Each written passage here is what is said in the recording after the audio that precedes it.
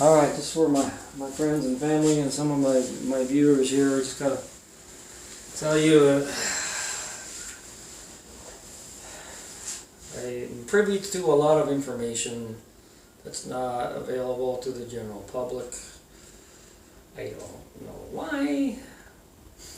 I'm just one of those people that people talk to, and my background, the golf industry, and being around high echelon people and people of power and wealth and all that. There's this corona thing it's a silly little virus. I believe myself that it's man-made. You gotta ask yourself, well, yeah, it started in China, okay, 7 billion population, right? Now it's over here. Just start questioning what you're being told and how you're looking at things and whether it's that severe. And why is it not hysterical in Mexico and Canada? I'll wait till he... It sounds like a neighbor there is flipping too. So,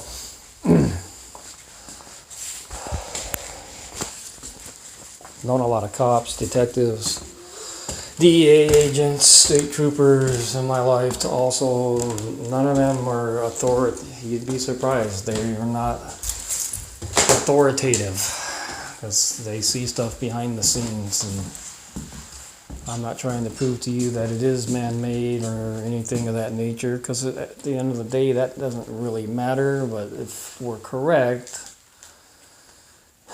it's an attempt to either divert public attention away from the stock market and or look at the other ramification.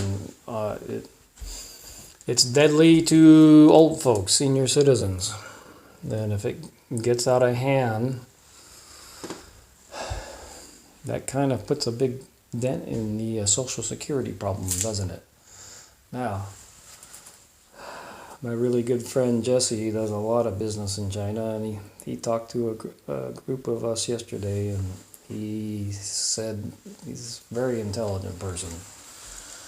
And I can't repeat everything he said, but what he was alluding to was, well, they clamped it down in China efficiently because it's a communist country, and they don't have rights and freedoms, and if anybody violates anything, crosses the wrong street or whatever, they just arrest them and put them in jail. So over here, you don't have that, and he thinks that we're actually being arrogant, and that it's going to break out a lot worse here. Focus on what we can do, okay? Been telling everybody, not everybody, but Wim Hof, in 2 days your immune system can be as strong as an ox. I've been doing it for over a year. Haven't been sick since 2018. I haven't submerged myself in ice, but I do hot and cold shower every morning with the breathing exercises. You get accustomed to it. So I'm sure you can do some research and find natural supplements and whatnot that'll strengthen your immune system, CBD stuff, all that. They're all preventative measures. Things get drastic. Can you go a day or two without food and water? Think about that one. And sleep.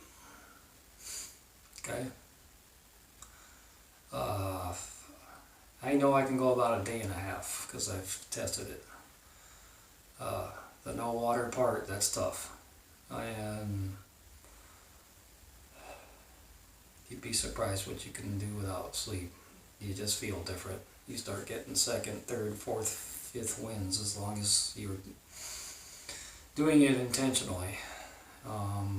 Intermittent intermittent fasting and fasting. You don't want a ton of food in your stomach. Viruses feed off of what's inside of you. Okay? I had a teacher in high school, Mr. Lundquist. His son was Rob Lundquist, the Olympic swimmer. Okay, and this 65-year-old man was in fabulous shape. And he taught us that. He never gets flus and colds, because even if he has a piece of cake or a piece of fruit, see, that's sugar also. He eats that first. Then he eats the meal. So that doesn't sit on top, and therefore the viruses and don't feed on it. It goes through his system faster. So that's what I'm just not trying to tell you what to do. I'm telling you there's a lot of choices out there to keep yourself safe and healthy, and hopefully it doesn't affect you. I mean, the effects on it are already ridiculous economically. Just like my buddy Jesse hasn't probably made 50 cents in 2 months. It's affecting my business a little bit. Hardly anybody's playing golf.